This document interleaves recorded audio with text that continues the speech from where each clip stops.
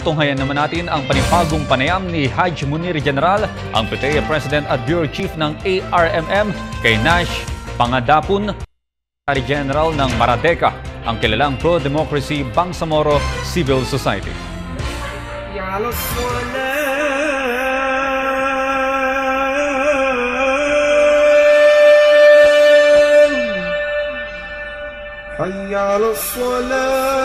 Maraming salamat sa pagpapatuloy ng ating balitaan.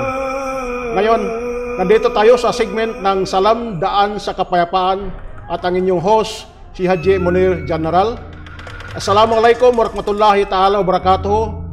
Nandito ngayon ang ating panauhin, ang ating kapatid na si Nas Pangadapon, ang Secretary General ng Maradeka.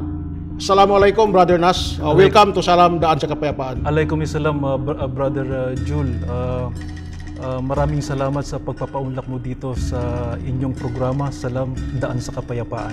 At ganoon din, binabati ko din yung aming mga kapatid na Muslim at lahat ng mga tagapakinig ditong programa mo. Assalamualaikum sa inyong lahat. Alam natin lahat, ang Autonomous Region and Muslim Mindanao ay sooner ito ay na ng Bangsamoro Region. Kayo sa Maradeka, ano po ba ang pananaw ninyo sa usapin na ito?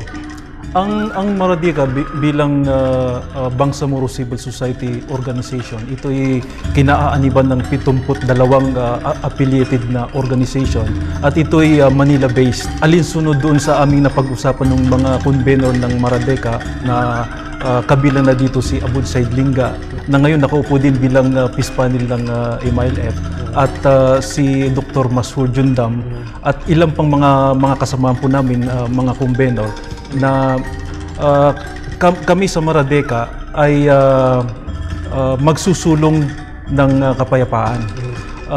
Alam po naman natin na ang pakikibakan ng Bangsamoro para makamit niya ay yung kanyang kasarilan ay mangyayari lang po ito sa pakikipag-usap.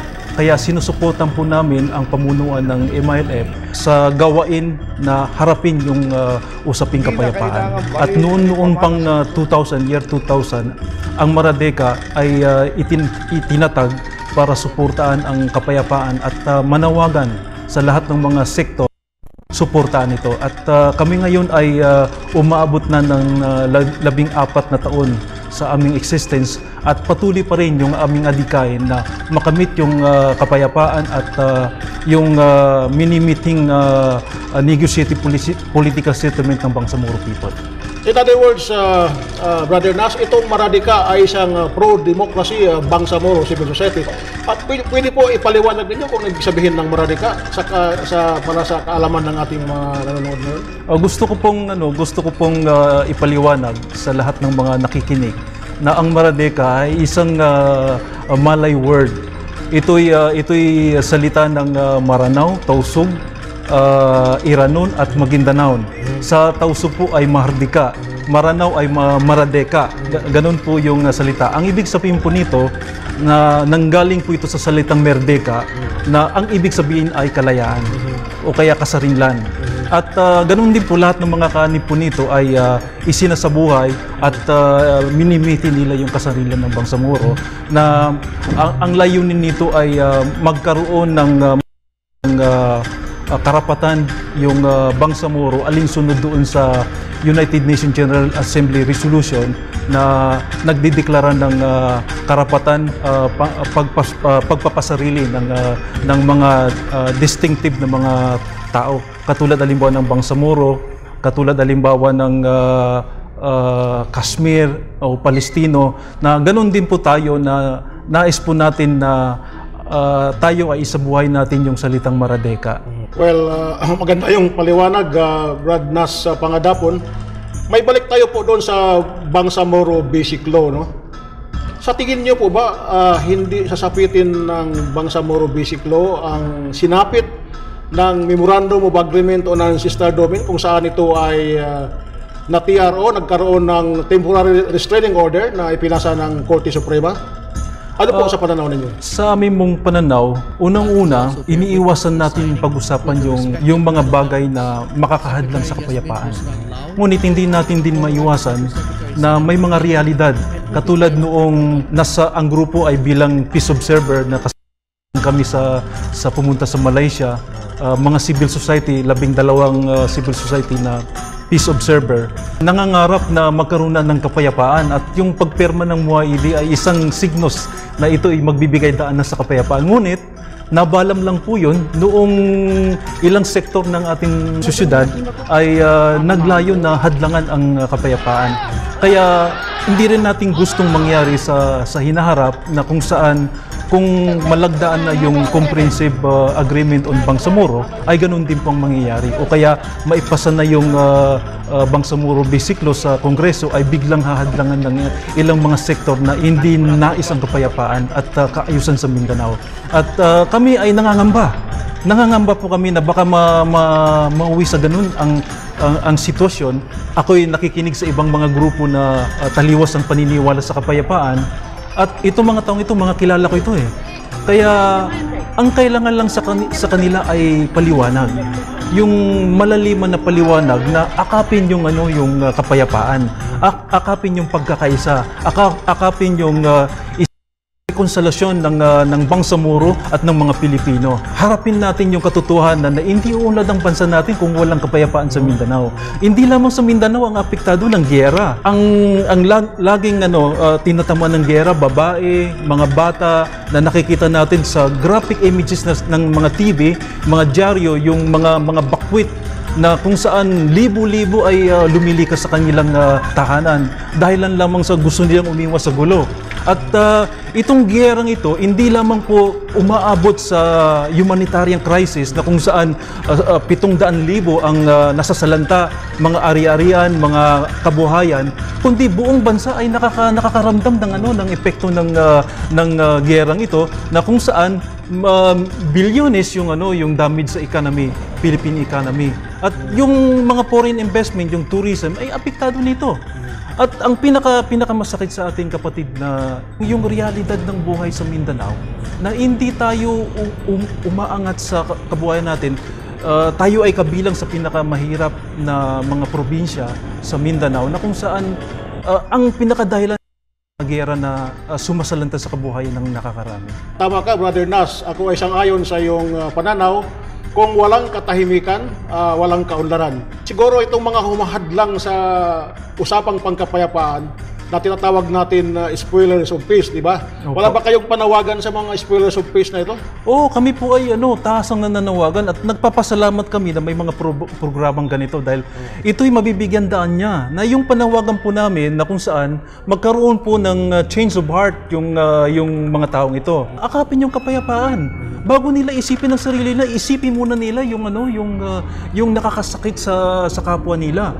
Ang reliyon po ng Islam at Kristyanismo ay naglalayo ng kabutihan, kaunlaran sa bawat nananampalataya nito. Katulad po sa ating paniniwalang Muslim, kurutin mo ang sarili mo, kung masakit, huwag mong gawin sa iba. Ganun po. At ganun din po sa ibang reliyon na ito'y mayroon tayo mga golden rule na pinaniniwalaan na kung saan ito'y maglalayon na kung ng bawat panig ng gobyerno at panig ng Bangsamoro sa pamumuno ng Moro Islamic Liberation Front at ilang pang mga faksyon ng MNLF ay ito'y maglalayon na ang nais ng reliyon magkapareho ang Kristyanismo at Islam ay yung kapayapaan at magbuklod-buklod para sa atin kung saan harapin natin ng matiwasay yung ating kabuhayan at tayo ay magkaunawaan. Ito yung mutual understanding. At sa pamamagitan nito, mapalawak pa natin yung National Constituency of Peace na kung saan susuporta dito. Kasi habang walang enlightenment, walang kaalaman ang ating mga mamamayan, lalo na po dito sa Luzon, kung ano po yung damdamin ng mga taga Mindanao, hindi po nila alam kung ano yung nangyayari sa Mindanao. Pag sinabi pong Muslim, MILF, Abu Sayyaf ay pinagsasama-sama po. O hindi po, magkaiba po ang Abu Sayyaf at ang Bangsamoro. Ang entire Bangsamoro, hindi po nire-represent ng terorismo o kaya Abu Sayyaf yung kamalayan ng Bangsamoro, buong Bangsamoro. At hindi po ninanais ng Bangsamoro yung terorismo at yung kaguluhan. Ang nais lang po nila yung tanggapin at harapin yung kanilang karapatan na mamuhay bilang mamamayan ng Pilipinas, ng bansang Pilipinas. At kung yung po tayo ay nagkakasundo sa pananaw na ito, wala pong magulo sa Mindanao. At magkakaroon po tayo ng matiwasay na pamumuhay at maunlad na ekonomiya ng bansa.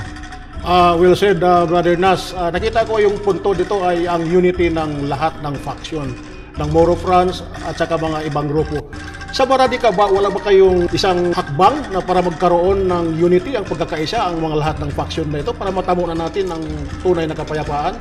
Yan po yung isang panawagan namin. Kung matatandaan po ninyo, naging kabahagi din po kayo ng paglalahad namin sa ilang mga dyaryo, kabila na po yung dyaryong hinahawakan po ninyo. Yung pong 10-point position paper po namin noong 2010, noong kasagsagan ng Human Rights Day celebration namin. Dito ipinanukala namin kasi kauupo pa lang po ng Pangulong Aquino III na medyo matamlay yung usaping kapayapaan. Kaya naisipan po namin na kasama point na agenda po namin, bigyan ng focus ang gobyerno, yung pong parallel na peace initiative ng gobyerno sa MILF at saka MNLF.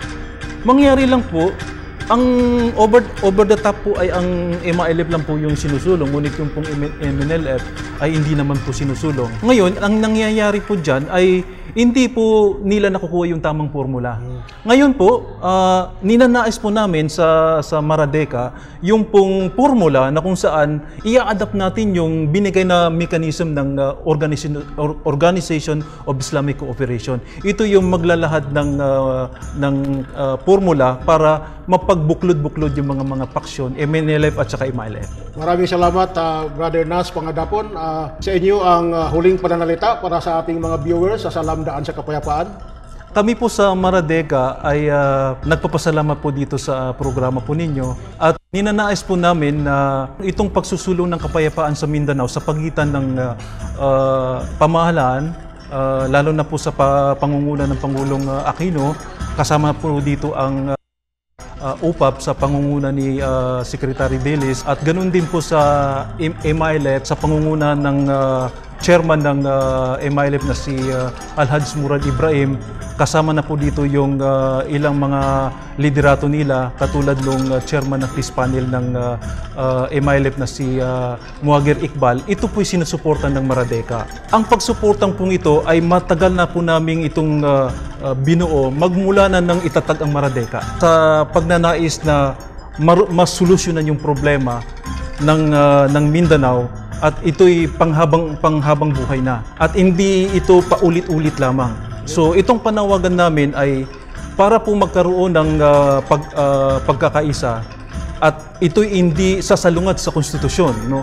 Ninanais po namin na sa Kongreso at saka sa Pangulo na isama po ang Comprehensive Agreement on Bangsamoro at ang Bangsamoro Basic Law sa amendment ng Constitution para hindi po ito maging sagabal sa kung anumang mayroon ng ating saligang batas. Kaya itong ating ay matutuldukan na sa pamamagitan ng tulong-tulong na gawain ng MNLF, MILF at mga paksyon nito. Okay, maraming salamat, Brother Nas Pangadapon. Nasambit mo ang salitang tulong-tulong. Sa pamagitan ng Salam Daan sa Kapayapaan, lahat tayo mga Bangsamoro ay dapat magtulungan para matamo natin ang tunay na kapayapaan sa Mindanao. Assalamualaikum warahmatullahi ta'ala wabarakatuh.